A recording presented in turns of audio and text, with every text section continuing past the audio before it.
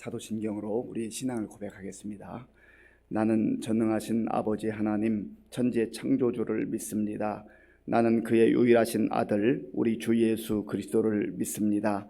그는 성령으로 잉태되어 동정녀 마리아에게서 나시고 본디오 빌라도에게 고난을 받아 십자가에 못 박혀 죽으시고 장사된 지 사흘 만에 죽은 자 가운데서 다시 살아나셨으며 하늘에 오르시어 전능하신 아버지 하나님 우편에 앉아 계시다가 거기로부터 살아있는 자와 죽은 자를 심판하러 오십니다. 나는 성령을 믿으며 거룩한 공교회와 성도의 교제와 죄를 용서받는 것과 몸의 부활과 영생을 믿습니다. 아멘. 하나님께서 오늘 우리에게 주시는 말씀은 시편 87편 말씀입니다.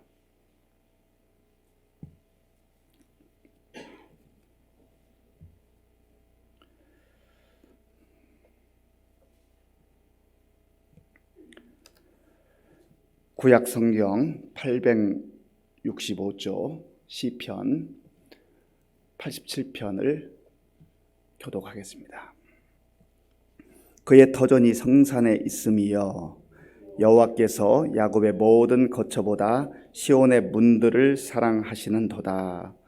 하나님의 성이여 너를 가리켜 영광스럽다 말하는도다.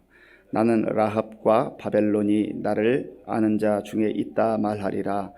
보라 블레셋과 두로와 구스여 이것들도 거기서 났다 하리로다. 시온에 대하여 말하기를 이 사람 저 사람이 거기서 났다고 말하리니 지존자가 친히 시온을 세우리라 하는도다. 여호와께서 민족들을 등록하실 때에는 그 수를 세시며 이 사람이 거기서 났다 하시리로다. 노래하는 자와 뛰어노는 자들이 말하기를 나의 모든 근원이 네게 있다 하리로다. 아멘. 시편 87편은 고라 자손의 시입니다. 고라는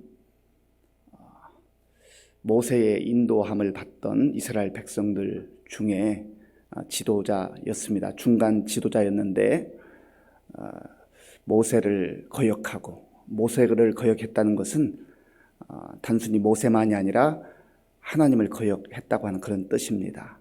그래서 하나님의 징계와 심판을 받았던 그런 인물입니다. 그러니 그의 후손들, 그의 자손들이 하나님의 영광과 하나님의 뜻에 순종한다는 것, 그리고 하나님이 세우신 지도자에게 순종한다는 것이 어떤 의미인가를 그 누구보다도 잘 알았던 사람들입니다.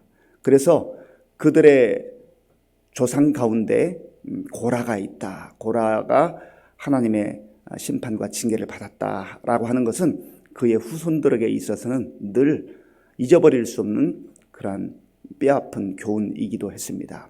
그래서 그들이 이제 하나님의 말씀과 하나님의 영광을 바라보는 그런 마음을 품고 살았던 것입니다. 그런데 오늘 본문에 보면 이스라엘 백성들이 예루살렘을 특별한 장소로 늘 생각하고 있는 것을 봅니다. 예루살렘이 아름답고 뛰어난 그리고 거대한 도시여서 예루살렘을 특별히 여기는 것이 아닙니다. 이스라엘 백성들에게 있어서 예루살렘을 소중히 여기고 귀하게 여기는 이유는 하나님의 임재의 상징인 성전이 그곳에 있었기 때문입니다.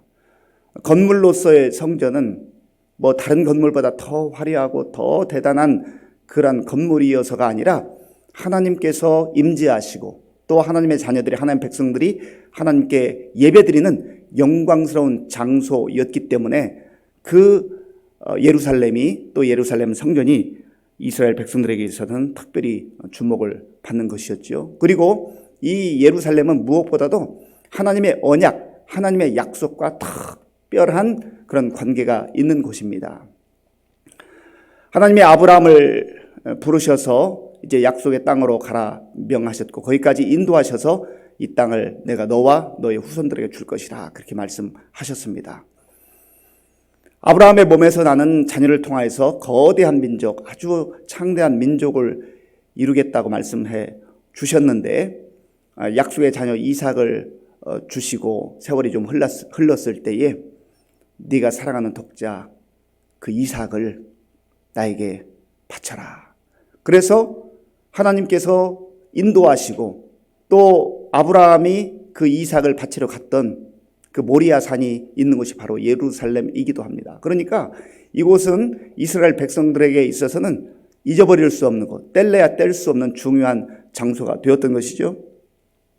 오늘 본문 1절에서는 이 예루살렘을 일컬어서 하나님의 성산이다, 하나님의 성산, 거룩한 산이다, 그렇게 표현을 하고 있습니다. 우리 1절 말씀을 함께 읽겠습니다. 그의 터전이 성산에 있음이여. 아멘. 그의 터전이 성산에 있다. 이 1절을 제가 다른 번역본으로 한번 읽어보겠습니다. 시편 87편 1절. 주께서 거룩한 산 위에 성의 기초를 놓으셨습니다. 1절을 이렇게 또 다른 번역본에서는 표현을 하고 있습니다. 주님께서, 여호와 하나님께서 거룩한 산 위에 성의 기초를 놓으셨습니다. 그래서 이 예루살렘을 거룩한 성산이라고 표현을 하고 있는 것입니다. 이미 말씀드렸습니다마는 하나님께서 임재하는 곳이기 때문에, 하나님이 만나 주시는 곳이기 때문에, 하나님의 백성들을 이곳에서 만나 주시고 또 그들에게 약속의 말씀을 주시는 그곳이기 때문에 바로 이곳이 성산이 된다라고 하는 것입니다. 하나님께서는 이 예루살렘 성산을 얼마나 사랑하시는가. 여호와께서 이 성산을 사랑하신다고 말씀합니다. 자, 2절 말씀을 제가 읽어보겠습니다. 여호와께서 야곱의 모든 거처보다 시온의 문들을 사랑하시는도다. 아멘. 1절에서는 성산이라고 표현되어 있고 2절에서는 이 예루살렘을 상징하는 단어인 시온이라고 하는 표현이 나옵니다. 여호와께서 이 시온의 문들을 야곱이 거처하는 다른 곳보다 더 사랑하신다. 그러니까 하나님께서 약속으로 주신 땅이 가나안 땅 아닙니까? 가나안 땅이 있는데 그 중에서도 이 시온이라 일컬어지는 예루살렘을 사랑하신다. 시온은 예루살렘의 별칭입니다.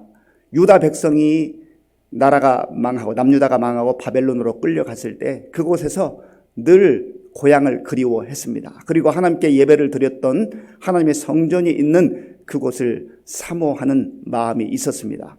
그 예루살렘, 그들이 사모하는 예루살렘 한쪽에 이렇게 언덕 같은 곳이 있는데 그곳을 시온이라 일컬었습니다. 그래서 그 머나먼 곳에서 자기 고향 예루살렘을 생각하면서 그 예루살렘을 시온이라 그렇게 불렀습니다. 그래서 시온이다, 하나님의 성산이다, 그리고 예루살렘이다 하는 것은 전부 다 같은 그 지역을 의미한다고 볼 수 있습니다. 그러면 하나님께서 이 시온의 문들을 사랑하신다고 했는데 왜 이런 표현을 하는가? 예루살렘 성에는 문이 10개가 있습니다. 그러니까 이 문으로 드나드는 것이죠. 그리고 그 성 안에 하나님의 성전이 있는 것이죠. 영적 의미는 이런 의미가 있습니다. 이 문으로 들어가는 문, 그리고 그 안에 있는 하나님의 성전이 있는데 이 예루살렘은 구원을 의미하는 것이기도 하죠. 왜냐하면 하나님의 임재가 있고 하나님께서 예배를 받아주시고 하나님께서 주의 백성들을 이제 품어주시고 또 사랑해 주시고 긍휼을 베풀어 주시기 때문입니다. 그래서 예루살렘이라고 하는 것은 장소적 의미도 있지만 하나님께서 함께 하시는 곳이다. 하나님께서 예배를 받아주시는 곳이다. 하나님께서 그의 자녀들, 그의 백성들을 만나주시는 곳이다. 그리고 그들에게 약속의 말씀, 생명의 말씀을 주시는 곳이다 라고 하는 측면에서 이곳은 바로 구원의 출발점을 의미한다고 볼 수가 있습니다. 시온의 문, 다른 말로 말하면 구원의 문이라고 표현할 수 있습니다. 신약적 표현으로 보면 예수님께서 제자들에게 승천하기 직전에 말씀하셨죠. 오직 성령이 너희에게 임하시면 너희가 권능을 받고 예루살렘과 온 유대와 사마리아와 땅끝까지 이르러 내 증인이 되리라 하시니라. 주의 복음은, 생명의 복음은 예루살렘으로부터 시작되는 거예요. 하나님의 임재의 상징, 그곳으로부터 시작돼서 유대와 사마리아와 땅끝까지 주의 복음이 전파된다고 하는 것을 예수님께서도 말씀하셨습니다. 그러니까 구원은 이 예루살렘으로부터 시작하는 거예요. 그래서 이곳이 성산이 될 수 있는 것이고 하나님께서 이 시온의 문들을 사랑하신다, 그렇게 말씀하는 겁니다. 이 믿음의 시인은요, 이 하나님의 성산 그리고 시온 성이 참으로 영광스럽다, 하나님의 영광이 임재한다, 그렇게 표현합니다. 자, 본문 3절 말씀, 우리 3절을 함께 읽겠습니다. 하나님의 성이여 너를 가리켜 영광스럽다 말하는도다. 아멘. 여기서는 하나님의 성이라고 또 표현합니다. 성산, 그리고 시온의 산 혹은 시온성, 그리고 하나님의 성, 이렇게 말씀하죠. 너를 가리켜 영광스럽다 말하는도다. 하나님의 백성들이 이곳에 거하는데 하나님께서 임재하시기 때문에, 영광의 하나님께서 임재하시기 때문에 이곳이 영광스러운 곳이 되는 것이죠. 그 자체가 영광이 되는 게 아닙니다.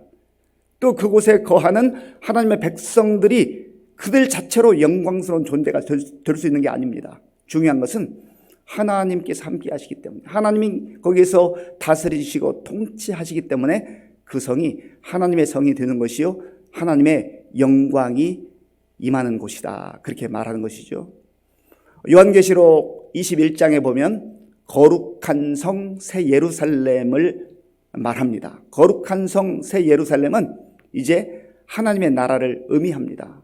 그러니까 이 예루살렘, 그리고 시온, 성산, 하나님의 성은 신약 요한계시록에 이르러서 거룩한 성 새 예루살렘을 의미하는, 크게 보면 하나님의 나라를 의미하는 것이고요, 하나님의 백성이 그곳에서 영광의 하나님을 찬송하고 또 예배드리기 때문에 그곳이 영광스러운 장소가 되는 것이다. 오늘날로 말하면 주님의 몸된 교회를 의미한다고도 볼 수가 있습니다. 그러니까 시온성과 같은 교회, 시온성, 예루살렘성, 하나님께서 임재하시고 하나님께서 만나주시고 예배를 받아주시고 또 사랑하는 주의 백성들에게 언약의 말씀, 생명의 말씀을 허락하시는 그곳이 바로 교회 공동체가 되는 것이라고 하는 겁니다. 그래서 우리가 교회를 사랑하고 또 교회를 아끼고 또 교회 공동체를 중요하게 여기는 거 얼마나 필요한지 몰라요.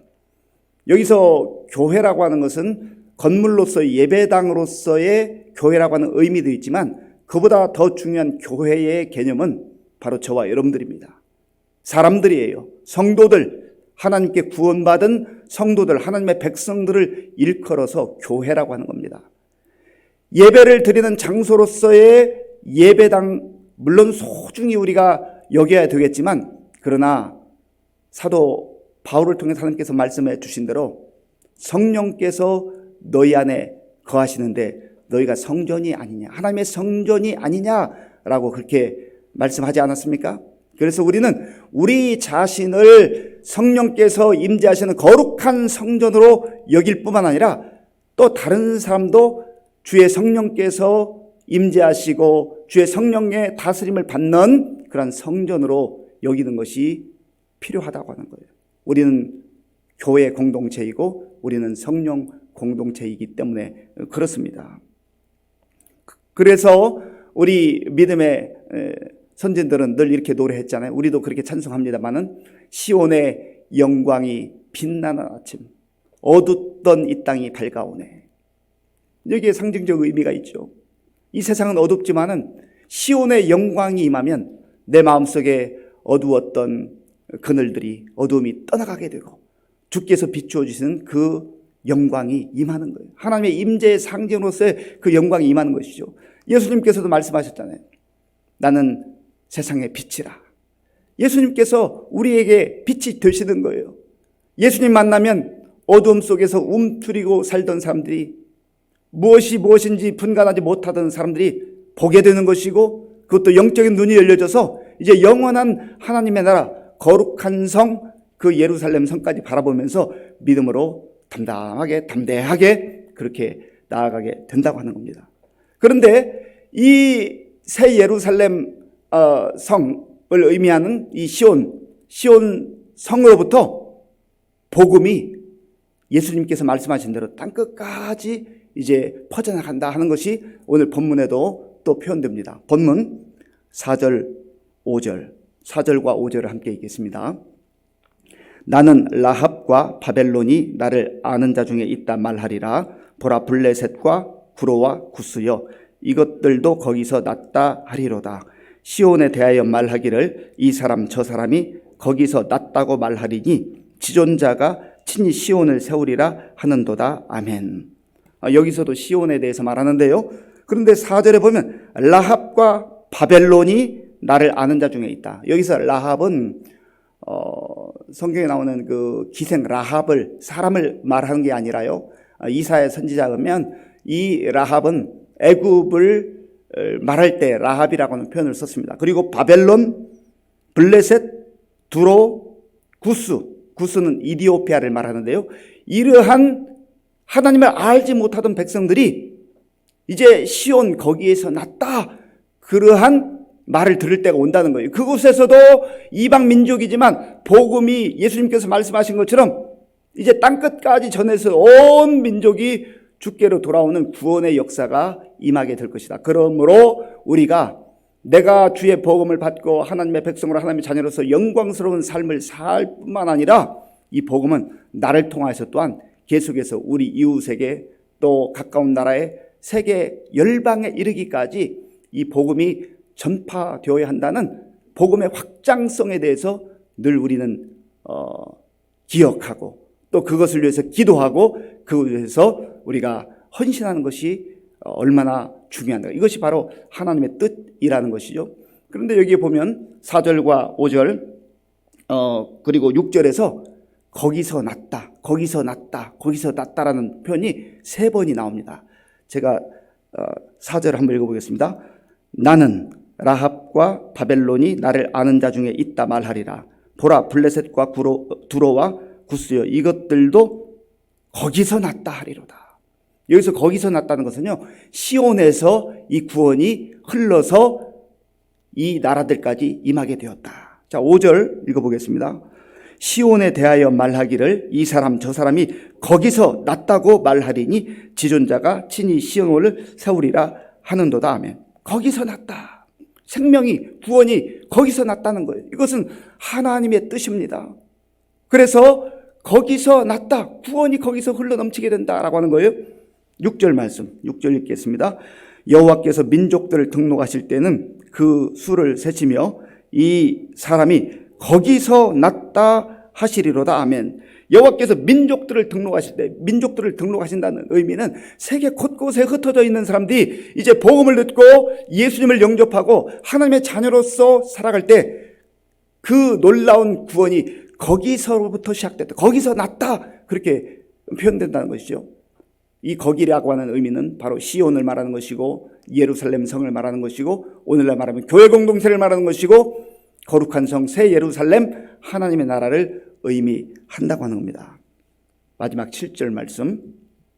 노래하는 자와 뛰어노는 자들이 말하기를 나의 모든 근원이 내게 있다 하리로다. 아멘.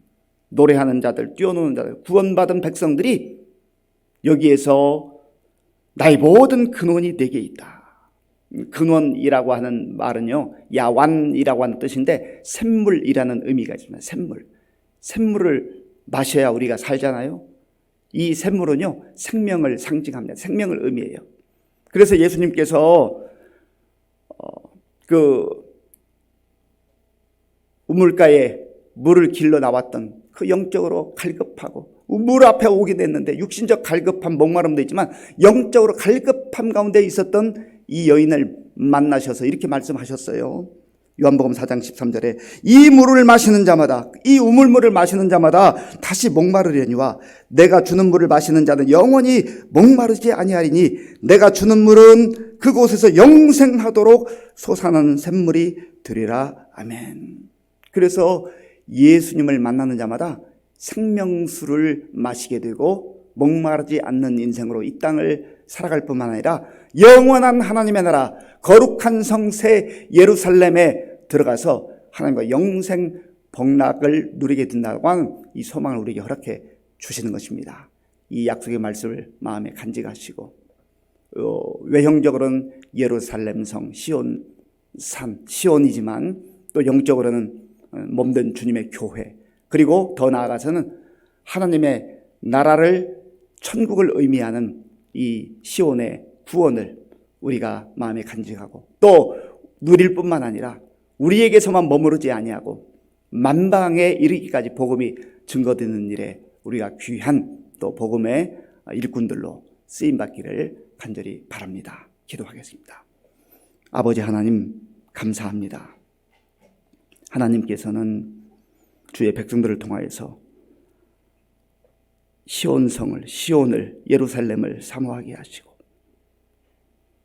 교회를 바라보게 하시며 교회 공동체 속에서 살아가게 하시고 또 우리로 하여금 궁극적으로는 거룩한 성 새 예루살렘, 하나님의 나라를 믿음의 눈으로 바라보며 소망 가운데 살게 하시니 감사합니다. 하나님, 오늘날 우리가 이 땅을 살아가지만 이 땅에 시선이 머무르지 말게 하시고 영원한 하나님의 나라, 거룩한 성 새 예루살렘까지 바라보며 믿음으로 살아가는 우리 모두가 되게 하여 주시옵소서.